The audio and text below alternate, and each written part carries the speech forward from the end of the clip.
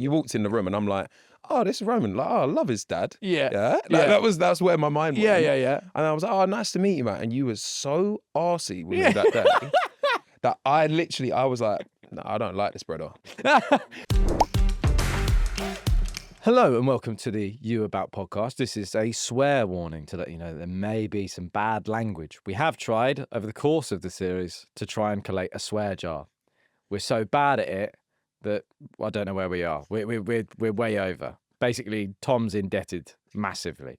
So there may be some swearing. But it may be less today because Tom's away on tour. He's back next week. He's been away for a few weeks. So please welcome my race across the world rival, I would say. Tyler West. Hey, why am I your rival? Because you are, really. Your competition. When we was on the start line, everybody was like, oh yeah, I bet you guys are going to be rivals. Now Yeah. look at us. Yeah, I know. We're in a podcast studio together. Yeah, together. I know, but welcome. Mate, thanks for having me. Welcome. I'm actually really excited to be here. I'm really excited to catch up. You're trying to get somewhere with bribery, though. What do you mean bribery? Well, I mean, you're trying to settle into that seat being like making moves straight away in with the cookie dough. Yeah, I thought let me impress the team because I know you probably disrespect the team here and treat them like absolute... It's mostly Tom. That's why he's not here. Yeah, he's not actually on exactly. tour. Yeah, he's not on tour. He's He's actually just doing an extra job to make up for the swear jar. Yeah, apparently, because that's exactly. over. So you brought in some lovely cookies, and I know why you've brought in these cookies. Go on. Because of my diet. Yeah, because you explain. exclusively eat sugar. Every single checkpoint that we got to, like me and Molly are there, and we're like eating all the pastas, and we're like, no, we got to be smart. We got to have carbohydrates. We got to have some fiber to make sure that we're pooing. Yeah. And then you're just there, like, oh, what? Dessert, cookies, cake, everything. So I mean, that's basically like how you're trying to get through it. But I guess what would this be? So let's chat about this because Race Across the World for you, it started in such a weird way because you started on your anniversary with Molly. Yeah. Well, you're never gonna forget that. Is that the best or the worst way to start it? I don't really know. I think it kind of took the pressure off me actually organising us to go out for dinner or anything like that. We didn't do because you ain't paying for it. I ain't paying for it. No, we sat on the back of a bus. And we saw a sunset out of a window, and that was it. And it was actually quite sweet. It brings you back down to earth, like proper away from reality. What, at the back of the bus? At the back of the sunset? bus. Yeah, next to us, an overfilled toilet. Yeah. Oh no. An overnight bus. That was it on the first night. The night buses and the smell of those toilets, all that is bad. But what I will say is that props to you guys because I mean that is Race Across the World is such a hard show, but it's amazing experience, but it's so mentally draining and tough that like going into it, like you with your missus, like it was you make must or have been break. like, yeah, both of you. I know you were saying it's like make or break, right? It's make or break. It's pressure because you're in a situation where you don't want to argue. Not that me and Molly are like best mates. Like I think that's what I don't know if everybody knows to the level or the extent of how much she's my best friend. Yeah. Like we don't argue like normal couples like that. We have our bickers and things like that, but as quick as you get into it, you can get out of it. Like that's the blessing of it all. But going on to that, when you're like hungry, you're stinking. I know, like we're looking at each other and we're like, do you still fancy me? Sort of thing like that. It's like, it was done. And there's some moments that come up that actually, oh gosh. Do you remember, how can I put it without giving away any spoilers? There's a few times where people can get ill.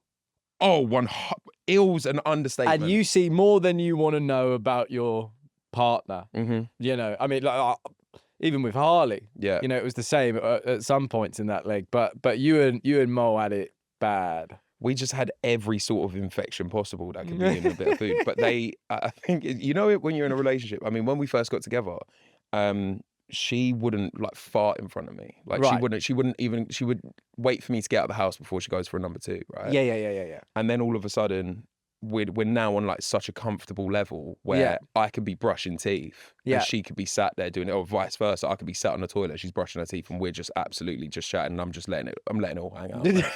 I'm letting everything go. Like no we've got because you can't be in this. No, so it's still in the same room. Wait. Yeah, and then the where we draw the line is if it smells too bad, then I'll go to I'll leave and I'll go brush my teeth in the other room. But I get it now. Like were you like that before Race Across the World? We didn't have that many boundaries, but I feel like Race Across the World tested that, like pushed it to its limit, to the point that we're yo-yoing off of a toilet. Like I'm going and then Molly's going within the same flush, like, and I'm throwing up, and then it was something from a horror movie without a doubt. I don't know why it's making me want to try these cookies though. Yeah, I know. I don't know how we've gone from cookies to number 2. It's usually better when you warm them up a little bit. But I like it like this. Chewy. They're like gooey. Oh yeah. Yeah, boy. No, so basically, like, if you're confused as to why they're understanding this, so when you in Race Across the World, the point at which the teams get to a checkpoint, you get a little bit of downtime, and in that time, you can kind of like load up. It's like an all-inclusive resort. Yeah, but you need to like basically load up on any food you can get. And Tyler and Molly, they're eating their good meals, and then it comes to me and I offer the kids menu. I'll never forget. Chips. We'd be sat there at dinner, and all of a sudden they'd bring over a plate and just say you've ordered a burger, and then for whatever reason they happen to put a little bit of a side salad on. You would react as if they've just slapped your cat, mate. Like they would genuinely. Roman would look at it and go, "No, I'm not doing this. Yeah. No, bad service. No, I'm never coming here ever again." He would be fuming that there's a fruit or a vegetable on his plate. I mean, we have to talk about there's 2 people on that show that I think are. I mean, look, I love watching you and Molly. It's so, like, you guys are so funny. Like, you guys are the funniest. It was jokes. We're looking at we're idiots, but yeah. But I do love watching Dylan and Jackie. Like, they are the best people. I don't know where they make these people like. It's like 100% pure. It's like there's in like water. Like they are 100% pure. They are the nicest of nice people. From the off, when we was at the start line of Race Across the World, and I go up to Jackie and I say, "Oh, you're right. Nice to meet you. I'm Tyler." And she gives me a hug, and it's the type of hug that your mum gives you. Yeah, like it's like a proper warm. And throughout the whole 6 weeks, 7 weeks, when we was away. That was my sort of anchor point. Like anytime I saw Jackie, she gave me a hug and I was like, oh, right, makes sense. I now remember why I'm doing this. You know what I mean? It keeps you going. But their bond is so special. And Dylan is just, he's a character. Yeah. Yeah. I mean, that's the thing. Like, we see it, you would have seen it in the episode, and they talk about, obviously Jackie as a mother losing her son and going through what they went through. And then with Dylan as a brother, almost trying to, and watching a parent go through that. I mean, it's such a weird thing, isn't it? Because like, you look at like your parents or your parent in a way of like this superhero status. And then when they're pulled back to something like that, this protectiveness goes around them. And that's where I feel like both of their energy is they're so similar. They're so similar, and they're both, I'm, sensitive in one sense, and like a warrior, but just how they are as people. I think Dylan should be so proud that he's, doing this with his mom. I know he is, but, being able to do that for them as a family, I think was so important. Yeah, they were, I mean, opening up like that and being vulnerable, not just on national television, but with us guys there. Because it genuinely doesn't feel like the cameras are there when we're all sat there in a group. Yeah. And that came from nowhere. That came out of nowhere, but because they almost like they started it. That was the spark, and then it was like, oh, actually, we're all quite vulnerable here. Like we all have like a story to tell, and everybody comes from, as different beginnings, and their journey is just incredible. It's inspirational, man. Yeah. Welcome to You About, and obviously we want to do a little bit of our catch-up roulette. Yes, it's a bit of an easier icebreaker. Would you like to spin, or do you want me to spin? Well, absolutely, I want to spin. You spin, go on. Oh, we've gone anti-clockwise. That's strange. What do you mean anti-clockwise? I'm this side. I'm reaching. Yeah, but you could have flicked it the other spin it then. Well, no, you don't flicked bring it me now. on the podcast and mug me off about my spin. Well, you flicked it anti-clockwise. No, you've done it now. It's on 8. Oh, right. Now you moved to Let's go 8. 8. Let's go 8. Right. So number 8. When was the last time you were properly starstruck by someone? Oh, because you're interviewing people on the radio all the time. Yeah, I do it. Yeah, I do it on some telly interviews. I did. The Rock, Dwayne "The Rock" Johnson. Now, I was a massive wrestling fan growing up, and I've walked into this room, and he's exactly how I imagined him. And I was bum flapping before he came into the room. Yeah, like how tall are you again? How tall? I'm 6'3". You're 6'3". He's taller than me. He's tall. Yeah, he's taller than me. He's a big old boy. He's wide. Yeah. Like he's a big guy. Yeah. And then I just absolutely fanboyed, like I couldn't keep my cool. And then I said to him off camera, we started talking about tattoos. And basically, the tattoo that I've got on my chest was my first ever tattoo. It was a poem that was on my nan's wall. Yeah. And in the writing, it's called Footprints in the Sand. And in the writing is my nan and granddad's ashes. So that always with me. So it was like really meaningful. So they were able to put the ashes in the ink. That is wild. Yeah. Yeah. Because me and my nan was so close. Can I ask, I mean, so many questions here. Yeah. So you take... I'm not gonna lie, it's a bit messed up. No. Really nice and sentimental. Really, really nice and sentimental. It can sound weird, doesn't it? Like mad, but I'm into that. Like I like it. Right? My nan bought me a necklace for like one of my birthdays, and then I kept it on me when she passed. I had it on me all the time, and I was scared that I was going to lose it. Yeah. So then I was like, oh well, they do this thing that I heard about, and I was like, well, my nan hated tattoos. That's the irony of this. Right. So then I was like, well, I'm going to get a tattoo, and I'm going to get her ashes in the ink, and then she's going to be on my chest. Would you just turn up with a bag? Mate, I don't, and also I don't want to think about it, because if the tattoo guy was a bit of a dodgy one in South London, right? If he just put his dirty little fingers into this urn and then just went like that into the ink, I don't know how it worked. I didn't want to know about the process. No. She's on my chest. But how much do you have to take in? Is what I'm asking. Well, not a lot. Obviously, not a lot. What you? But it was a sweet gesture that's always like stuck with me, yeah. And then it's really nice. Sorry, we've gone off kill, but I've never heard that. And then I've said to The Rock, I was like, oh, I've told him the story, and he was like, man, that's so sweet. Yeah. Tell you what, grab my bag. And then his assistant goes, he's got a massive. He's not got his nan in there, has he? No. Okay. He didn't. And then he's grabbed his bag, and then he goes, look, I want to give this to you. This is my tattoo balm. So he's got a tattoo balm that enhances it. Yeah. And I was like, oh my God, this is the best day of my life. This is pre-interview as well. Yeah. And then I get home, and I won't stop going on about it to Molly. And then I'm like, oh, if you get given a tattoo balm by The Rock, what are you going to do? You're going to take the lid off and you're going to smell it, right? All of a sudden I've taken the lid off, and he's got, like, there's hairs on it. So then I'm going, The Rock is bald. Yeah, I don't see one hair on The Rock. Where has these hairs come from? So I haven't used it to this date. So I might sell it on eBay. I might just sell it online. So, and I've got The Rock. I don't know. Is it a pube? Have I got The Rock's pubes in my house? But also, I mean, all present. Yeah, cool. Well, is it? He's a hairy. The Rock touches. He's a hairy tub of grease. That's what he gave you. All right, go on. That's right. Spin this. 5. What's 5? Have you made a recent showbiz friend? Showbiz friend that's recent.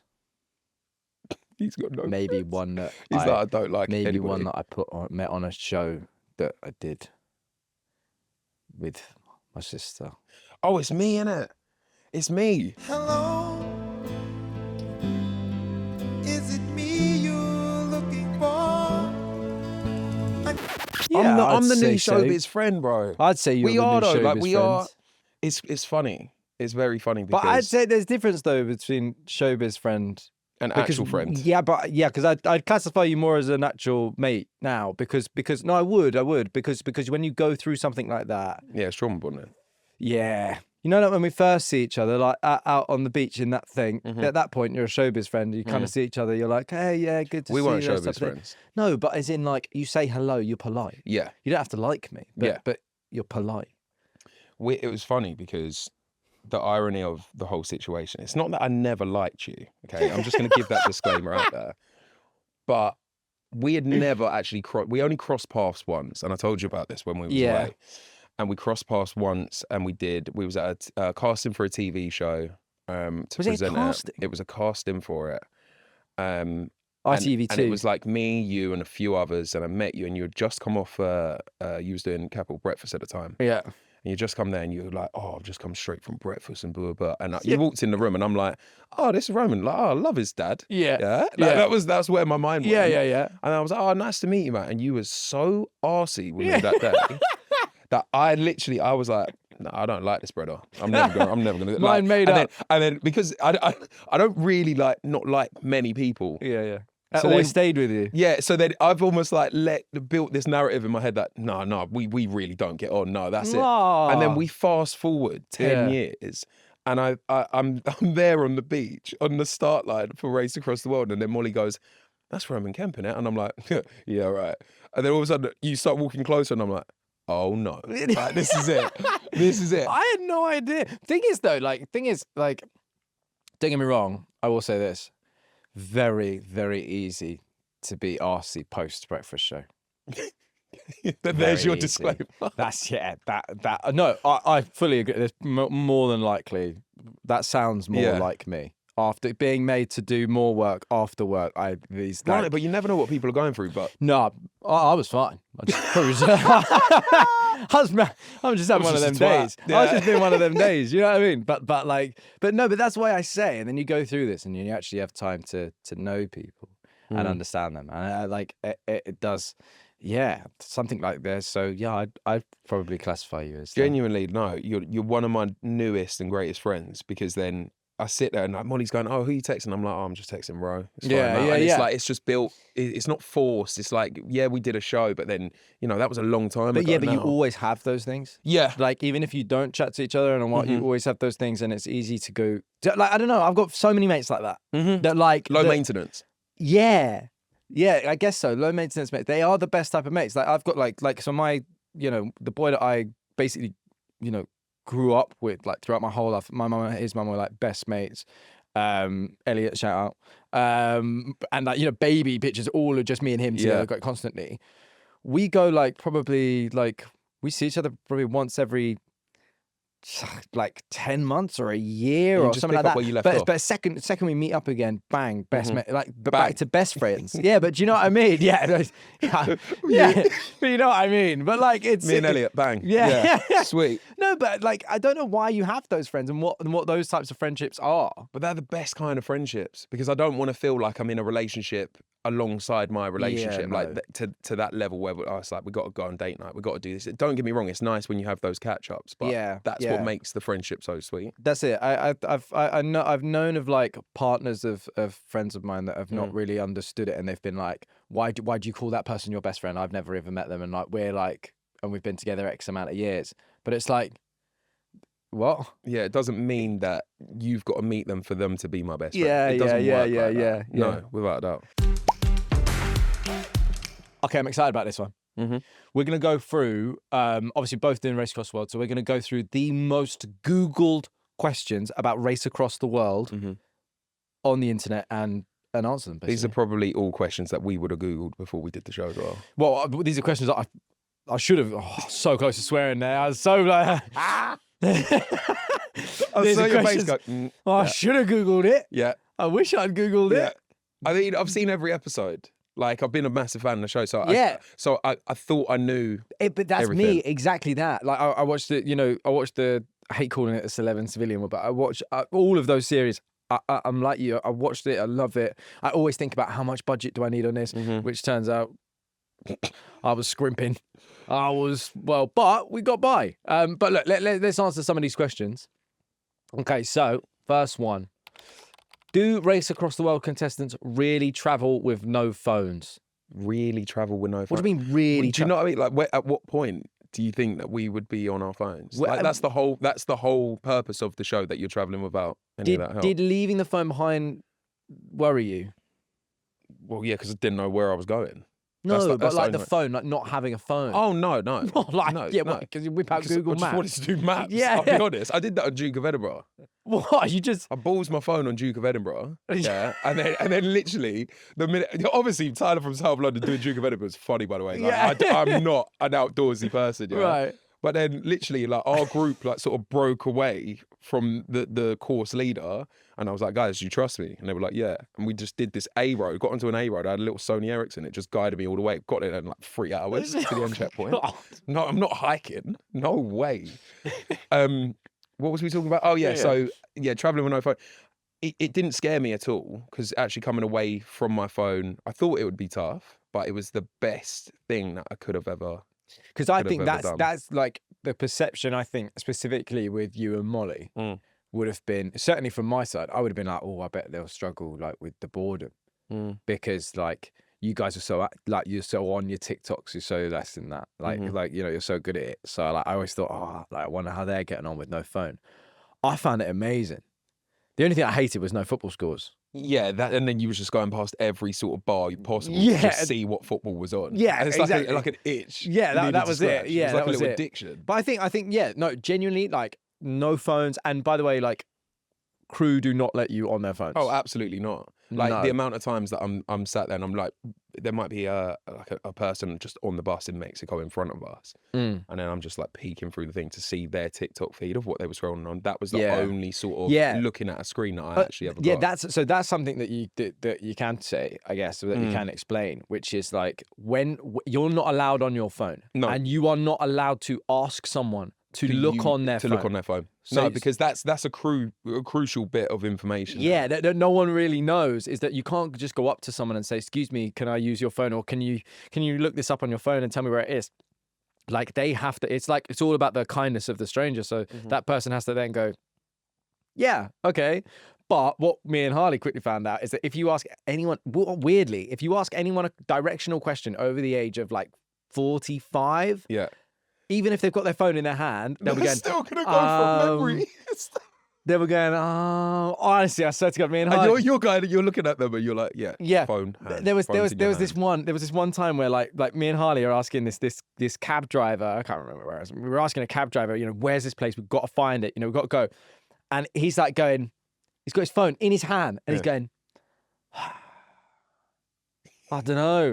And you're looking at him going, look at the phone. So no phones whatsoever. You don't get phones. Go on. You pick a question.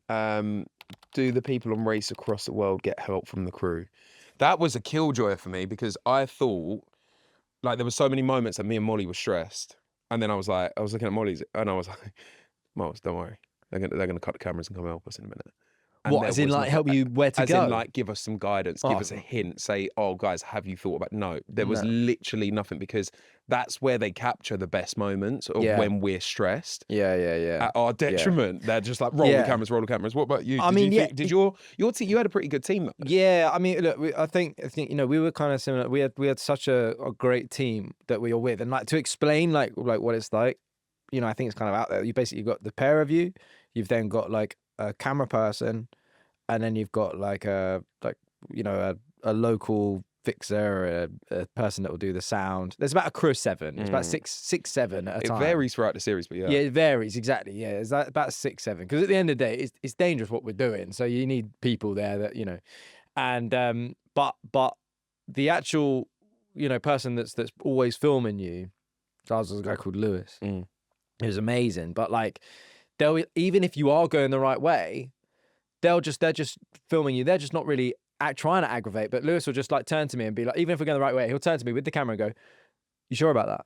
You're paranoid. And then you're paranoid. You're so paranoid. And then you're like what? Like, do you know what I mean? Like, should I not be? Should I be asking myself more questions? And then all he kept saying to me the whole time is, "It's your race, bro." It's your race, bro. What do you mean? Yeah. What do you mean? He just had like a certain amount of phrases in so his no, head. there's no help. And like also it's the same with like dinner as well. Like if they're like, obviously the crew have to eat their dinner. Oh, they eat it up. Yeah. And in front of you. Yeah, in front of us. So I'm sat there watching them eat and I'm just like starving. Yeah. Me and Molly, like we said, we need to save on money. So what we're gonna do is we're just gonna half a meal. Yeah. I'm 6'3". Molly's 5 foot. Yeah. Yeah. So only about 3.5 weeks in, did we sit there after one meal and she was like, "Oh, I'm full up." And I said, "You're full up." Yeah. I'm starving. I lost weight on the show. Like, because I was like, why are we half in meals? You're half the size of me. Yeah, but you guys were doing, okay, I'm going to reveal this secret. This is outrageous. Go on. You were doing workouts. Oh, yeah. No. You're doing in the first 2 weeks. Sorry. I was like, we need to stay agile and active because and active. Because otherwise, what? Just in case I need to race Bow. That was it, right? Just in case I need to race a 68-year-old man. I was in my head going, I'm going to stretch because we're going to be on buses for a long amount of time. I don't want to start getting like injured along the way. Yeah. It's long. We did a couple of workouts. That's ridiculous. I don't know how you have that energy. It's more so out of shock. Like me and Harley were eating peanut. Like Chibadi G has peanut dust, right? That's no banter. Like that's what we were eating. Like we were starving every single chip we in. I'd look at Harley. I'd be like, Harley, is everything all right? No, he won't let me eat anything. It was like, I'm starving. You were tight. You were tight as anything. Bro, do you know, but we explained, because my relationship with money is so bad. I'm so bad at counting. I had to go in the other room whilst because you'd count your money at each checkpoint, how much you got left. I'd have to go in the other room because it'd prang me out too much and worry, like, oh God, like, what have we done? Because I can't, long story short, I can't count. Can't count. I don't think any of us could, though. No. Right, here we go. Where do the Race Across the World contestants actually sleep when they're not filming? What do you mean? We sleep at the places that the accommodation we find. Oh, yeah, but also... so like when it just cuts to the next day. Yeah, like, it cuts to the next day, yeah. So, and I guess how that works. Our one was a little bit different, though, because of the areas that we were in. It was quite dangerous. So wait, are you on about the checkpoints? Are you on about that general night to night? No, night to night. So the night to night ones, I mean, you got to remember that budget covers your accommodation, your travel, your food, like literally every expense. And I think, yes, you might find a hotel and they might come back and say, hey, it's $70. And you're like, that's well expensive. Yeah.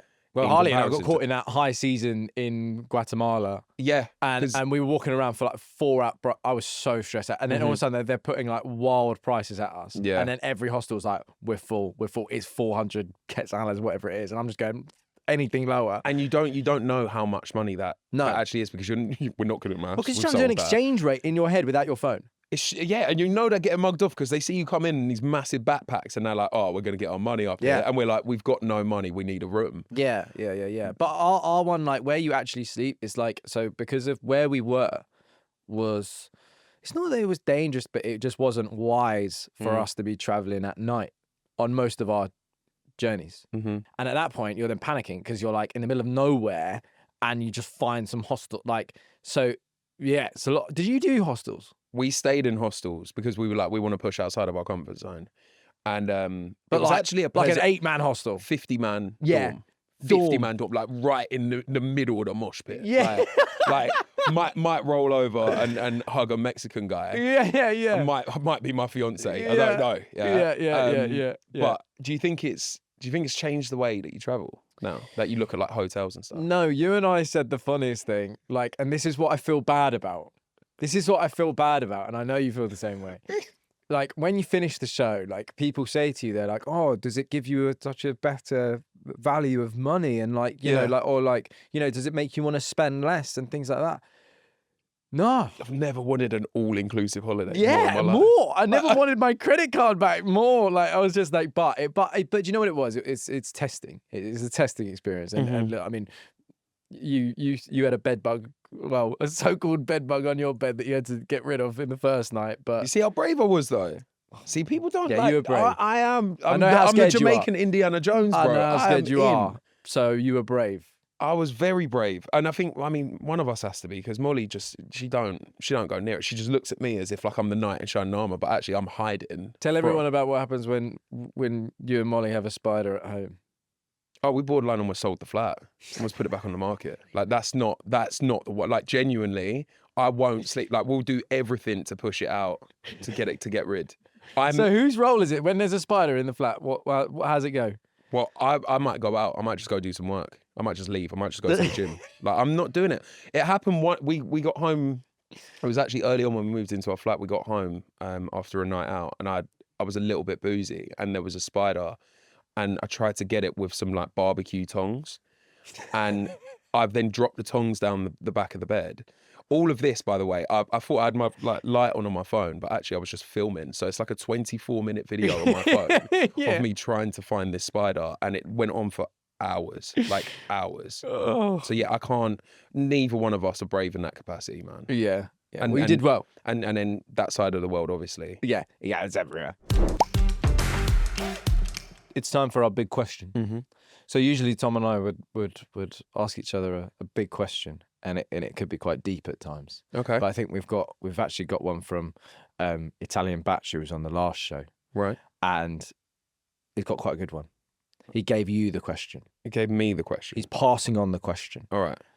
If you two were paired up on the radio as co-hosts, which third celebrity would complete the trio and why? Think about this. That's hard. Think about this. Because, okay, what would our strengths be? Because then we have to add to those things. Who would be the ultimate? Are we talking from like a Radio? professional? Yeah, I know. You can go professional. Are we saying we want to get a successful radio show out, or are we just saying for mine and yours benefit? Like, because we could just have Margot Robbie as a co-host. Yeah. And I think we'll be great. It'll be, there won't be many words on the show. It'll just be us just sort of sat there. Going, yeah. Yeah. I interviewed her once for Barbie. Yeah. Oh, yeah. I struggled to get any word out. Really? Like, Is any she word. your... Molly knew. She was like, yeah, you're going to struggle with this one. Is Margot Robbie your celeb crush? Yeah, I'd say she's up there.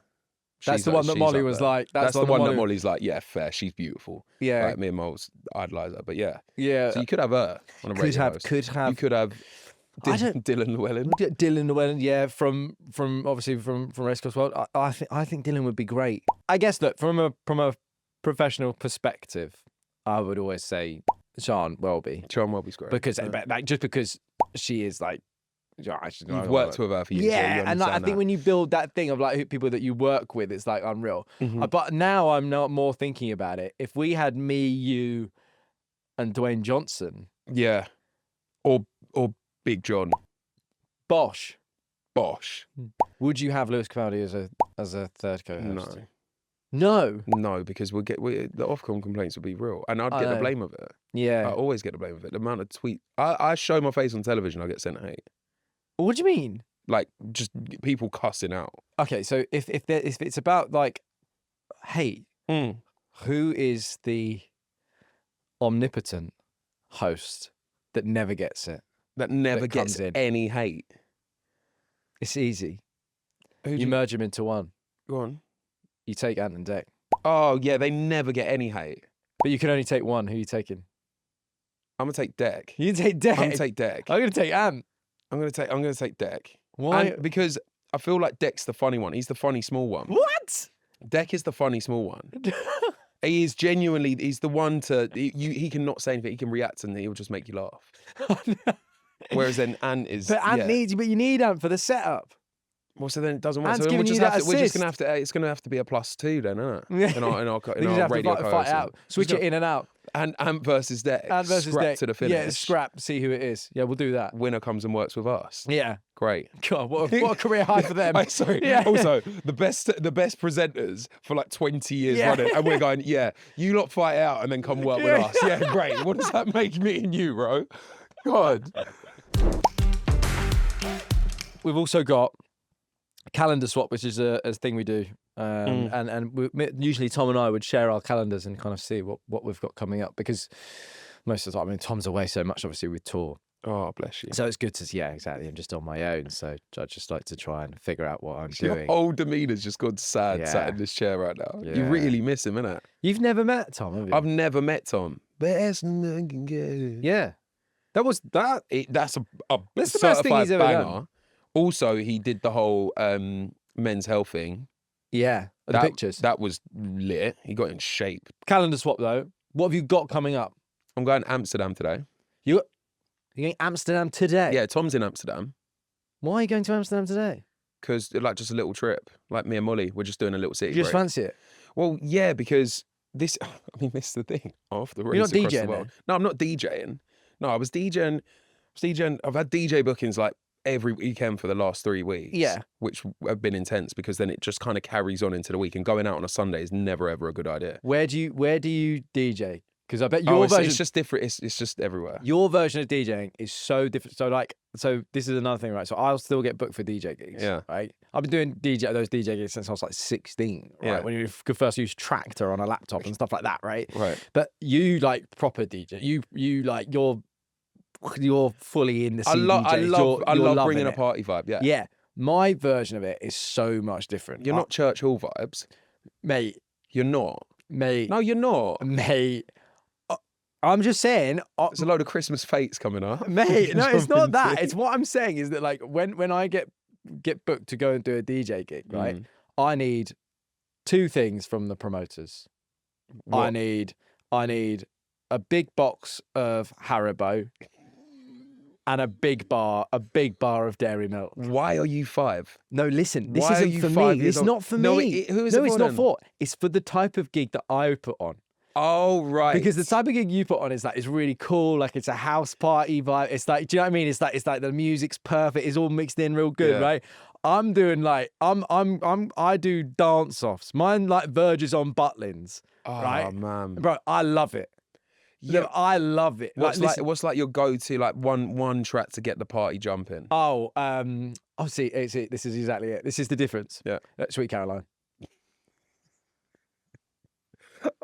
Who? Sweet Caroline. Who is Caroline? No, That's never been that's answered. it. But mate, I do like a lot of those like race course gigs or like you know. Yeah, like, no, but up that's and fun, down. like- But up and down. But sometimes you go to like the ones up and down the Derby. country, right? And they're fun, right? They're really fun. People just having a good time. Like Yeah. like a lot of camping parks and stuff like that. And they're massive, like a load of people. And we do this gig. I did this one recently. I was like, I can either stand here behind the decks and like, you know, just play some tunes and you guys can all just have a good time. Yeah. Or I'll come down there. or I'll come down there and we'll just do a dance off. We'll just do like a dance off and things like that, right? And I'll give you Haribo. Right. And so like, and then next thing I know, like I've said to this, like you know, I'm going on the mic. I'm going right. Who wants the Tangfastics, right? Who's gonna dance for the Tangfastics, right? All of a sudden, this old lady like front row puts up her hand, Yeah. right? Like old, like you know, She's like, feed me. she's like old, right? Feed me, no, Roman. no. And she's like, Feed me a old. tank. No, and then she's like what, like Usher, like doing the Yeah, cherries. yeah, No, the no. cherries with Harry. So she goes, she's like, choose me, and no joke, I will replace the F word with another F word. I put the mic up to her, and I go, oh no, I didn't put the mic up to her. I said, are you sure you want to take part in a dance off? Because like everyone's going to be expecting you to do some big things. And she literally, she whispered in my ear. She goes, I can do the flipping splits, right? Right.